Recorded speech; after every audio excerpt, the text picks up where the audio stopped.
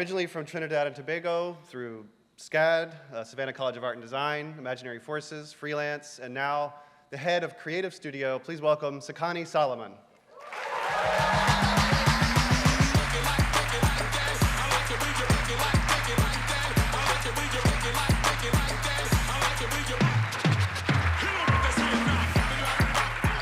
Wow. Well, hello there. It is finally good to be at Dash Bash. I was supposed to be here a couple years ago. A little incident happened. I got stranded somewhere, but I'm here now, so very, very exciting. So first, I want to thank Dash Bash for having me. I'm very excited to be here, and I have a lot to cover in my presentation, so I'm just going to jump right into it. So hi, hello. I am Sekani Solomon. I'm the head of Creative Studio, which is Block's internal creative agency. If you don't know what Block is a software company that consists of Square, Cash App, Tidal, the streaming service, Spiral, and TBD, which are newer companies that we founded. I'm currently based in New York City, and I've been doing motion design for about 13 years. But if you're not familiar with my work, I'll play my demo reel so you can get an idea of the stuff that I've done in the past.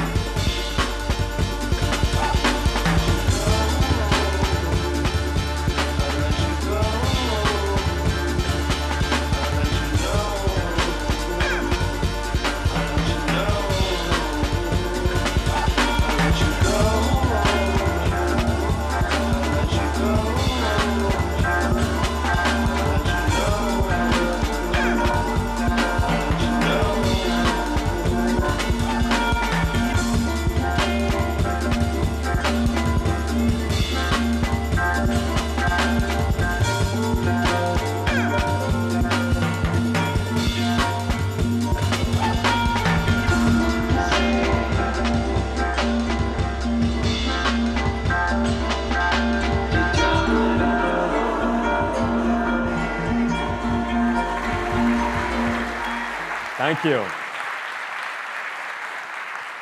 You all are too kind. I know it's a couple years old. I'm going to have a new one soon, I promise. But on to the presentation. So ideas and execution. This is going to be the framework I'm going to use to tell my story. I think it's incredibly relevant now with the advent of all these new tools and a real focus on how we execute on projects. I think sometimes the idea of conceptualization can get lost in this process with that focus. And so I kind of want to talk through my experience and kind of share things that I've learned along the way through this lens, because it's been such a reoccurring theme in my life. But let's take it back to the beginning, all the way to the beginning. So I'm originally from Trinidad and Tobago. It's the first two Caribbean islands in the Caribbean chain, or the last two, depending on how you want to look at it. I like to say the first. But I'm from Tobago, which is the smaller island. It has a population of 50,000 people.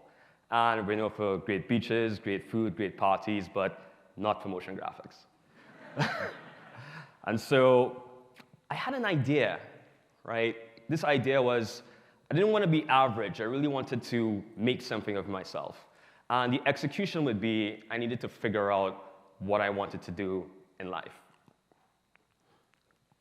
And I love this image on the top left because it is the very first digital image I've created in Photoshop. Wow, this was like Photoshop 5, Photoshop 6, something like that.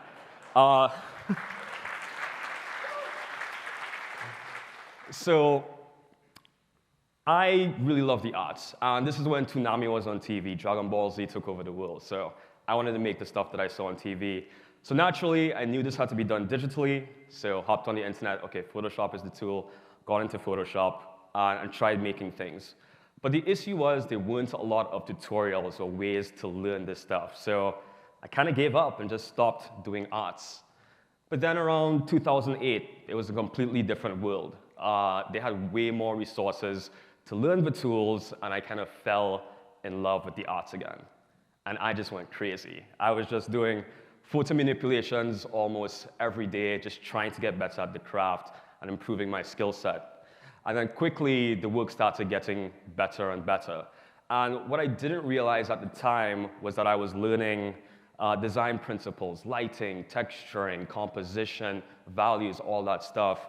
But I had no idea what I was doing. I just knew that I wanted to make things that looked good. And I also started introducing 3D into the work because I knew I wanted to make this stuff move. But I had a few takeaways from this part in my career. Number one, mentorship and community. They didn't have a bunch of people doing this work, but I just sorted out everyone I knew that was doing something creative to get advice, to just get any guidance I could on where I should take my career. But then I was looking at the best. You have to know what type of work people are doing and the level they do it at, so then you have a target to aim for in your career.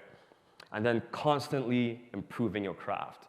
It's about working on your craft daily, looking back, seeing if things have improved over time, and if not, figuring out what that is, and then constantly improving upon it. And then I had this amazing opportunity, which was to go to college. So getting to go to college in the United States from Tobago, not the easiest thing, but I had that amazing opportunity. And I had this idea. I needed to leverage this opportunity of a lifetime to make myself and my family proud, but land a job in the motion design industry. And the execution would be, I wanted to work tirelessly to get the best opportunities possible to stay in the United States and follow my dream. So I got a scholarship to SCAD, which is the Savannah College of Art and Design. Started off in the Atlanta campus. And what was funny, I was like, yo, I'm coming to America. Everyone's beastly. Everyone's been doing Photoshop forever, so I need to get my skills up. And then I came to the US. Everyone was just 18-year-old kids trying to figure out what they're doing in life. I was 20 years old as a freshman, and so I was a little bit more ahead of the curve, which gave me a subtle advantage. And a couple takeaways from my time in college. Number one was that I never took a 3D class because I already developed some 3D chops, but I really leaned into learning the fundamentals of art and design: contrast, color, composition, repetition, values. Because you don't want to just make beautiful images, you want to know why you're making these design decisions. And to do that, you needed to know the tools you had to work with. But I also got an introduction to design and storytelling. I had a professor, his name is Austin Shaw, and he wrote the book Design for Motion. If you haven't gotten that book, you should, it's dope. But a lot of the principles that he taught in the class translated to that book, which was instrumental in my career. And I was developing this really holistic approach, right? The ability to create an idea and then executing on it. And not just having the idea, but figuring out ways to really make it feel compelling and differentiated from the other work that people was doing. And I was doing that in the work that I was developing in my classes, taking it a step further, applying a concept to it, and carry it through final execution. And one thing I'm beginning to realize is that sometimes when we're learning motion design, we can overemphasize on learning the technical aspects and forget that learning design and storytelling is just as important, and never to over-index on one or the other. There should be a balance between the two. And then came internships. And internships are important for me, two main reasons. Number one, it allows you to fail in an environment that's less stressful. When you come in as an intern, everyone knows that you're junior, the expectations are different. If you come in as a freelancer, suddenly you're a professional, so you have professional expectations. And so you get to try things in a less stressful environment. And number two, you get to try out a bunch of different studios. Every studio has a different culture, a different way of working. And so if you could try out a bunch of them, it only works in your favor. So in college, I was hustling. I worked at 4 different studios: Loyal Casper, Gentleman Scholar, now called Scholar, The Mill, and Imaginary Forces. And I eventually decided to go to Imaginary Forces because they kind of had this holistic approach, which I really liked. Everyone that worked there wore a bunch of different hats. They touched all parts of the production pipeline, and if I got into a studio like that, I think it could really, help me in my career. Now, entering the actual design industry. I was very fortunate to get a job offer from Imaginary Forces before I graduated, which really set me up for success. And again, I had this idea: continue working in the industry and establish myself as one of the best. That was the goal that I had set out. And the execution would be, I would always work with more experienced folks than myself and constantly push myself to work on my craft and learn how to create my own ideas, which would pay dividends later on in my career. And one project I got to work on was the main title for this show called Manhattan, which was about the Manhattan Project, which is the development of the nuclear bomb. What a coincidence I'm talking about this, because Oppenheimer is coming out this week. I can't wait to go see that. Exactly. What? Nice one. So what was really cool about this project, number one, well, actually, let me talk about the show for a bit. So the show was about the Manhattan Project, but it focused on the scientists that developed the bomb, but also the home and family life the scientists had to deal with. And so we developed the main titles with this in mind, but also developed a really clever system to do this. So let's say, for example, on the top left, we're seeing a recipe list being crossed out, being juxtaposed with a document with formulas being redacted. And the whole idea was to kind of have this comparison using juxtaposition. Let's say on the bottom right, we're seeing a schematic of some type of device being juxtaposed with a family dinner or table. Or even on the top right, we see this egg breaking, which means cooking, making a meal, but then we juxtapose that with the splitting of an atom. And it was one of the first times I saw really clever design and really leaning on the concept and the idea and carrying it out with really awesome execution. And we use a varying amount of mediums and tools to build this. There was 3D, there was some live action, we scanned papers, there was all kinds of stuff. And it ended up winning the main title Emmy Award for 2014, in my opinion, because it did have that mix of strong idea, strong concept, and really good execution. So, on to personal projects, one of my favorite topics. I quickly realized in the professional world that what I could make was somewhat limited to the client briefs I was getting. And then I had this thought: if I relied on the briefs to make my best work, I probably was not going to make my best work. And so at this point, I had left Imaginary Forces, I was freelancing, and I also wanted a way to kind of stand out.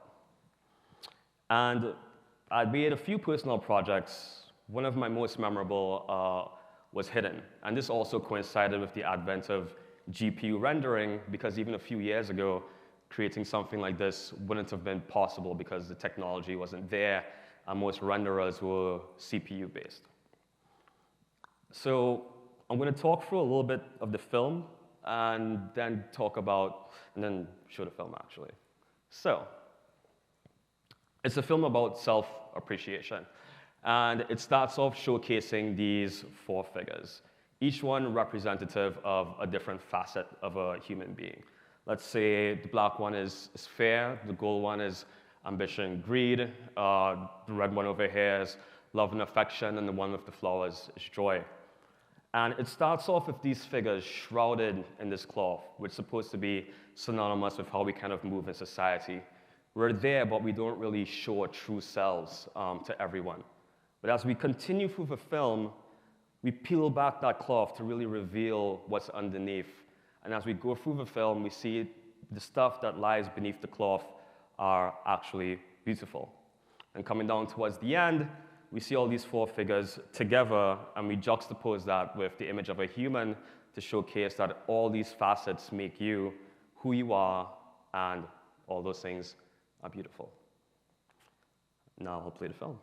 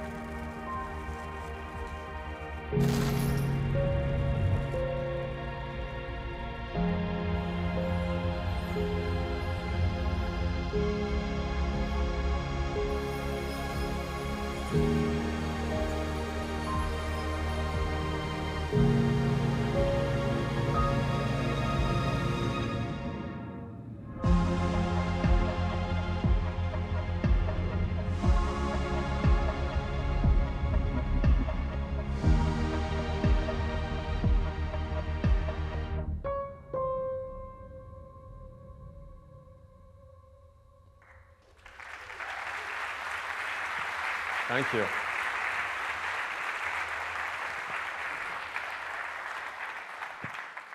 This project was a really important one for me because I really, again, began refining my holistic approach. I really wanted to create a concept that was interesting and personal to me, but also showcase it through compelling design and animation. And this was made about 5 years ago, where this aesthetic was a little bit more fresh, and I know it's a little bit more common now. But at the time, like, doing this type of work for me in a longer format was pretty new. But it also got staff picked on Vimeo, so that's a win. Thank you. So on to another film, Star Wars: The Last Stand. And funny enough, I actually started this film before Hidden, and I'll kind of give you the backstory. So when I worked at Imaginary Forces, the IT guy there, Alec Jones, and I had this gag. He was a big Star Wars fan. I was like, bro, you should buy like this Star Wars outfit. I'll model this 3D world. I'll put you into it. It's going to be real cool. It's going to be real fun. So I started doing the design, started building the environment, and I was like, wow, this is actually looking pretty cool. And just abandoned that idea, and it turned into this short film. But I shelved it for a while because I wanted to do something a little bit more original, which was Hidden. And then when that was complete, I came back to this film. So what was really important is that I wanted it to be completely different from Hidden to kind of show that versatility in my skill set, but also create a new perspective to differentiate it from other Star Wars films. But also I wanted to make it visually mind-blowing and unique. And naturally, I had to set some parameters for this. So number one, it had to be from the perspective of the stormtrooper. Then we would really never see who they're fighting, and then I'll visualize things that we never see. So like, what does the inside of the HUD looks like? What does the inside of the blaster looks like? And also just make the stormtroopers look pretty badass. That was top of mind. But then I wanted to do a little bit more of a sentimental take so the audience would empathize with what they're going through, which is essentially just slaughter, which sucks for them. So now we'll just play the film.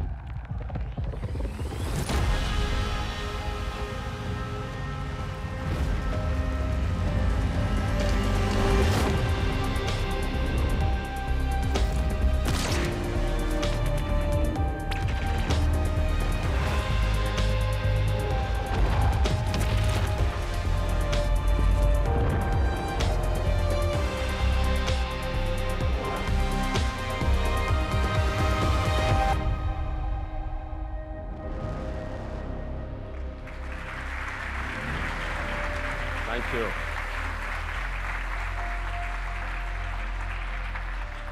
So for that project, I assembled a great group of folks to help me out because it was obviously just too much for one person to take on. But really huge thanks for Echoic, who did the sound design. It's funny because they sent me a V1, and it really changed the vibe of the film, and then they sent us this version, and it was just perfect. It really hit the sentimental tone that we wanted to go for. So, a couple things about personal projects and why I personally think that they're important. Number one, it really helps to show your voice as an artist. Sometimes I look through portfolios and I see like really amazing client work, but sometimes I want to get the perspective of the individual, and personal projects allows you to do that. Also, it gives me an idea of how that person could solve a problem or think through a concept, which I think is really important, really developing this conceptualization chops.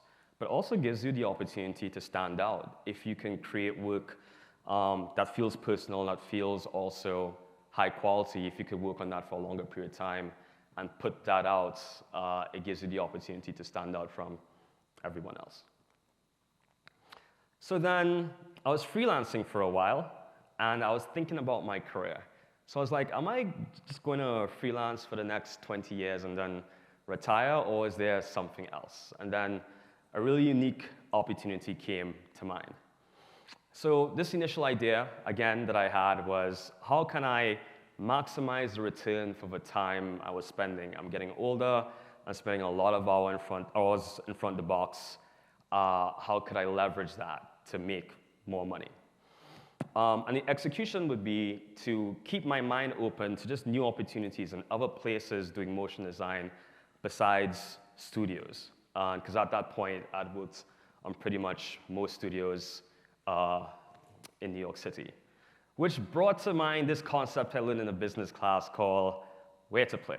So walk with me here.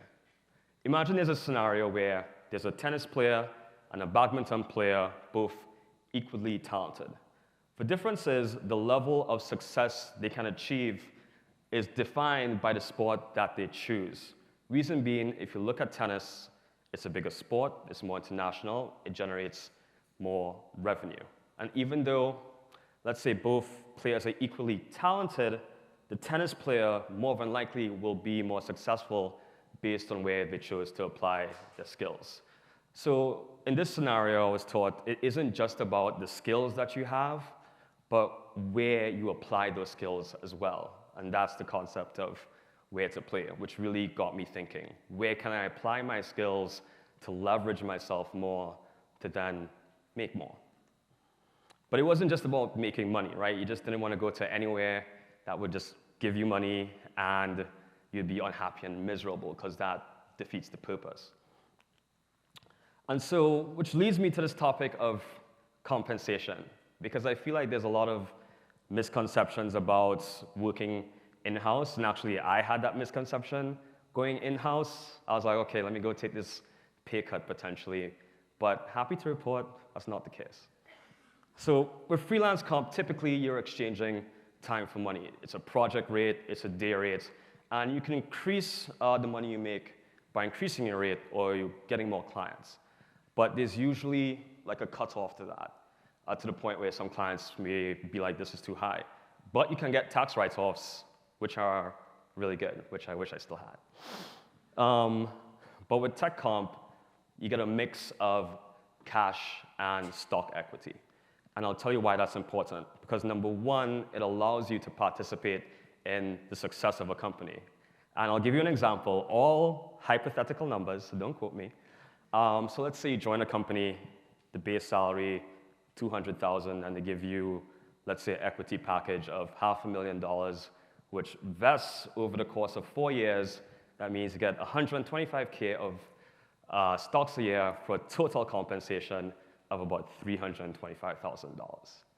Let's say if you look at this company and their stock value doubles, that $500,000 equity package now becomes $1 million. If it triples, it's 1.5. And so now your yearly compensation can move from $325,000 to $450,000 to over $500,000. And in the tech scenario, it really allows you to leverage yourself a little bit more. So just some food for thought. So then came a very unique opportunity to work at Cash App. A recruiter kind of cold reached out to me. I wasn't really familiar with this company at the time, but they had a really art-forward brand that offered a lot of flexibility, and it was a blank slate. It was an opportunity to start new. The only catch was they had zero infrastructures. No one was doing the work that they wanted to hire me to do.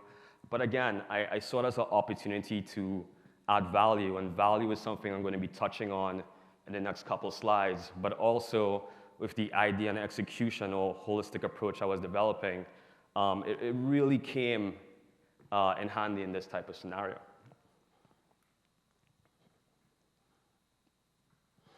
So one of the first projects I worked on was Cash App Fridays, which was a completely different experience because unlike a studio, the creative isn't the product that makes the company money.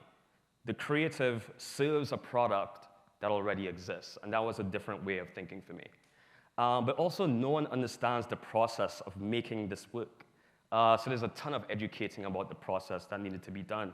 And I didn't get the typical resources you would get in the studio. There's no IT, there was no one making pipelines for me. Everything we had to create from scratch. So it was definitely a challenge. But then if you could come into a company and help build that resource, that was very fun making it. If you could build that resource, then that's incredibly, incredibly valuable. But what was also different was that you didn't just have to think about the creative, you had to think about the results. Because when you put something out, you could see how it performed in real time. And so suddenly, unlike when I worked in a studio, I just ship the product, I don't have to think about it. I have to think about, is this being received well and performing well by the audience? So after a while, maybe a year or two working at the company, I was like, I would love to work on something with a larger scale, larger scope. And this Do More With Your Money campaign was born, which initially started off as a rebrand in the App Store, but then evolved into this whole connected TV campaign. And so it would be like a metaphoric, art-forward approach to talk about Cash App's core products, and we wanted to create a modular system so we can repurpose the assets on different platforms, which then turned into 6 3D spots. And I'll kind of walk through each one and the concept. So we wanted to take this art-forward approach because we wanted to make finance a little bit less intimidating. And so this one's about investing. We have these stats which are representative of different companies, with each one of the pieces representative of fractional shares. And then this is peer-to-peer payments. Well, the idea is to move things from one place to the next instantly, so naturally the idea of portals came to mind. Then we had our cash cards, and so we wanted to create environments that just mirrored the elements in the cash card, but also wanted to highlight the customizability of the signature, and so we took elements from the signature and placed it in the background. And then for Boost, which is our rewards program, every time you swipe a card, you could get 10% off DoorDash, for instance. You wanted to create a spot that echoed the feeling you get when you get that reward. And then banking. So with banking, we wanted to start off with the old, like an older looking bank. It's all gray, it's all sad. And then we exploded into this beautiful, colorful array. And then we see all these colors and pieces coalesce around this new bank, which is Cash App. I'll play all the spots. Let's talk Cash App. Want to move money instantly with a few quick taps? Or buy, sell, and send Bitcoin just as easily? Maybe you've got $1 you want to invest in a chunk of stock. Maybe it's $1 you saved with an instant boost discount. Why not explore a new way to bank, like getting your paycheck up to 2 days early and then spend it with your custom-designed masterpiece of a debit card? Do it with Cash App and do more with your money. Let's talk Cash App. Want to move money instantly with a few quick taps? Send cash or Bitcoin fast and free? You can do it with Cash App because Cash App lets you do more with your money. Let's talk Cash App. Want to break into Bitcoin with as little as $1 and send it instantly with ease and no fees? You can do it with Cash App because Cash App lets you do more with your money. Let's talk Cash App. Want to invest $1 in a chunk of stock and another and another until you've built a whole portfolio? You can do it with Cash App because Cash App lets you do more with your money. Let's talk Cash App. Want to save with every swipe of a free customizable debit card with a new menu of instant boost discounts every week? You can do it with Cash App because Cash App lets you do more with your money. Let's talk Cash App. Want to explore a new way to bank? Like investing in stocks and Bitcoin and getting your paycheck up to 2 days early? You can do it with Cash App because Cash App lets you do more with your money. Let's talk Cash App. It's the last one, I Want to promise, custom guys. design your own masterpiece of a debit card and get instant discounts with every swipe with a new set every week? You can do it with Cash App because Cash App lets you do more with your money. Okay, I know, it's a lot of talk about Cash App.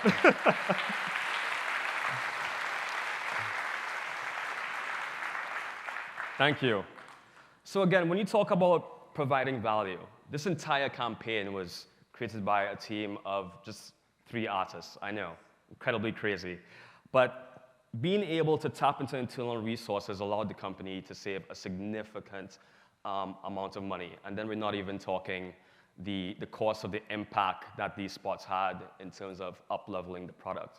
And so when you talk about value, if you could come in with an idea and help execute that, you stand to leverage yourself better in a situation like this. So something to keep in mind. But then I had an amazing, amazing opportunity, which is to work on the corporate rebrand of our company.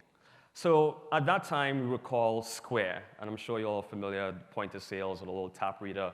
And so we had Cash App, we had just acquired Tidal, which is the streaming service, and we were acquiring Afterpay, which is a buy now, pay later company.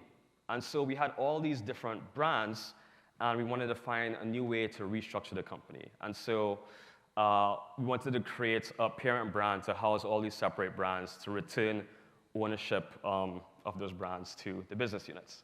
And so Jack Dorsey, who is the co-founder of our company, also the co-founder of Twitter, he had a request. He wanted this to be a digital-first brand, and he wanted the logo to be 3D. And we were like, say less. So we started off doing some initial explorations on what the shape could look like. But then the founding designer of Square, Robert Anderson, came up with this interesting shape, which was subtle but kind of genius. Number one, it's still a geometric shape. It's a block, but you soften some of the lines and the angles to kind of soften the approach. Or, you know, when you typically think about block, it could be used as a verb. But when you soften the shape a little bit, it helps to take away any kind of negative connotation. So then the other thing was, how does it move? How does it feel? Because we can't have it as static. It needed to feel alive. And so we created a few variations to see how this could feel. And the bottom right had just the best balance of subtlety and movement. And it kind of had like this sleight of hand trickery to it, which we thought was interesting. But then, how does it feel? We tried a few different materials, a few different colors, and created this shader called Alien Space Metal, which just sounded funky, but it has everything: subsurface scattering, refractions, iridescence, so just a whole bunch of cool stuff. And this was the logo that we came up with to represent our new corporate identity. Very different from what everyone else was doing, and yeah, it was just interesting and fresh.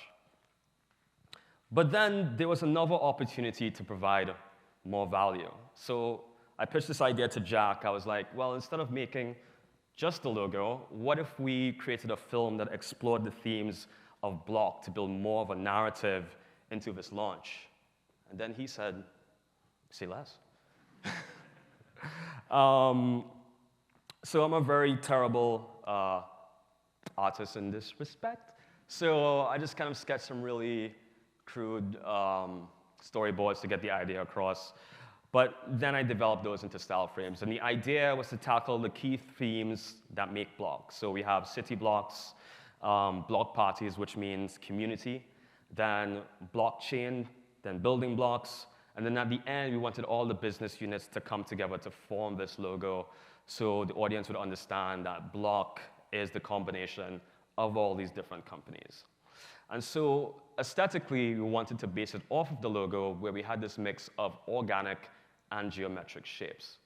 And this project was incredibly challenging because it was all kind of developed in secret, so I couldn't pull a bunch of resources into this project. And so if I had to do it, I would have to do most of the work myself, and either I could bring in maybe one or two other people. So an incredible amount of work. And this is the final spot.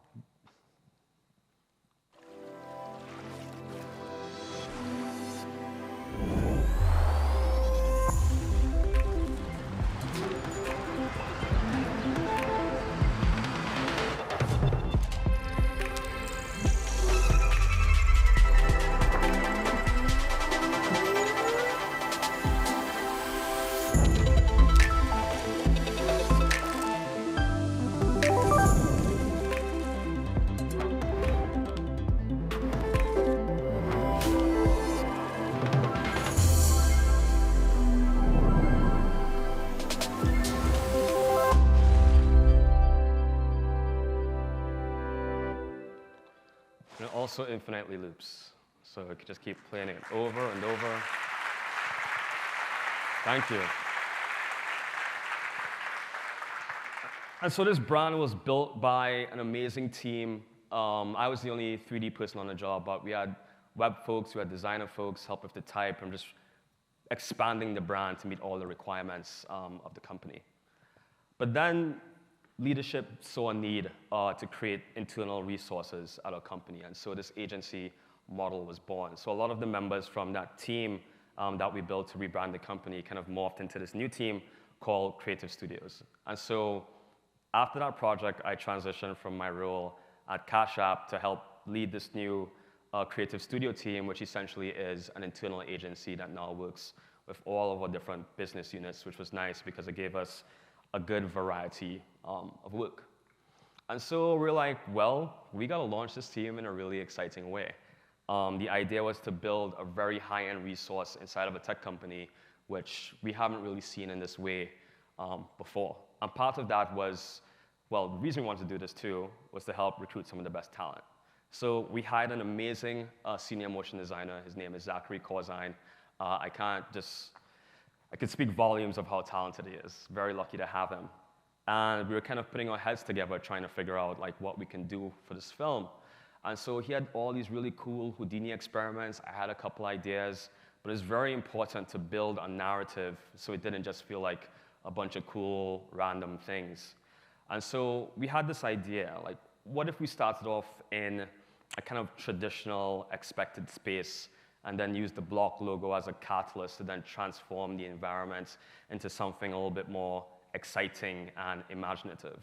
Reason being, this is how we want our partners to think of us when they work with us.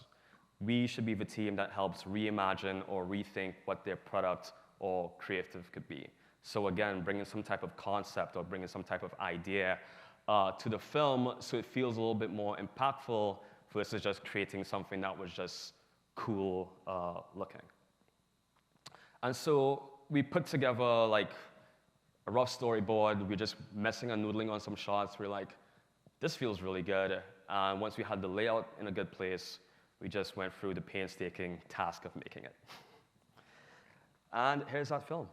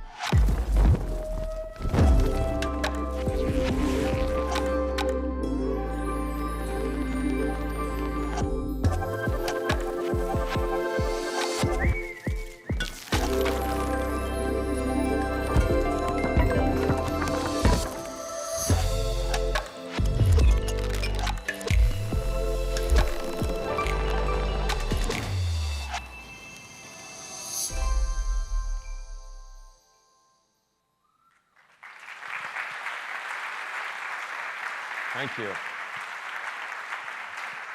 Hoping one day we could do a breakdown of this project. Oh my gosh, that carpet alone was just 50 gigabytes to cache, but that's a different story. Okay, the final project. So this is one of our first creative studio products that we did, and it was for one of our newest business units called TBD. Now, the idea was to help them define their narrative, but also talk about the Web5 platform that they're building. And we really wanted to turn these difficult concepts into a narrative that was very easy to follow. And they also had this really cool 8-bit brand that we wanted to recreate in 3D. So this turned into 4 explainer videos. I'm only going to show one because it could get really technical. But it was just very fun creating a brand new aesthetic that I personally hadn't worked in before that felt a little bit different. So we started off with a script, which was hugely important because we needed to figure out what that narrative was going to be.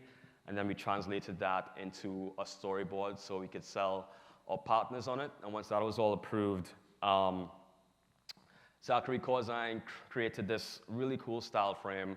And then we just needed to see if it could translate across all the designs or all the storyboards that we created, which it did. And we created an entire design board before we made anything move. And the other thing was figuring out how this stuff was going to move. Was it going to be objects moving through a grid? Were things going to build on? How are we going to get the nuanced kind of pixelated effects in 3D? So we had a lot of fun figuring that out. And now here's the film. The time has come to leave the old world behind. A world with no control over where your personal data is stored, shared, or secured. Greetings and welcome to TBD. We're a team that believes in a decentralized future where you own your finances, data, and identity. So instead of centralized entities like large corporations owning and controlling access to your information, we're building tools to return ownership and control back to you. Imagine all the sites you browse and links you click on the internet. This data is stored on a company's server and is often sold to other companies who seek to track your behavior. In our version of the internet, you control and protect your data, identity, preferences, and more in your own personal data store. And we don't want to build this future alone. We invite the community to build alongside us to create the best solutions collaboratively via open source. We're excited for a new decentralized future. A future TBD. Nice. Thank you. So it's very exciting times for us at the company. The team has now grown to about 20 people or so, and we're working on a lot of cool stuff. So I'm coming down towards the end of my presentation, and I just wanted to impart some of the things I've learned along the way in my career, which is, at least for me, 3D is the medium I use to communicate ideas. For me, it's just about the idea and the lens or the means to communicate it through. But also, the ability to conceptualize and execute begins to make you more valuable in the marketplace, especially on the client side. But good ideas are only still just good ideas without good execution. So the execution part of it is also still incredibly important. And keep in mind that the tools will always change. There was a program called Softimage back in the day that got nixed, and those folks had to move to Houdini. So just an idea of always keeping an open mind to different softwares. And also just never stop working on your craft. Keep improving, keep trying new things, and stay hungry. And with that, thank you.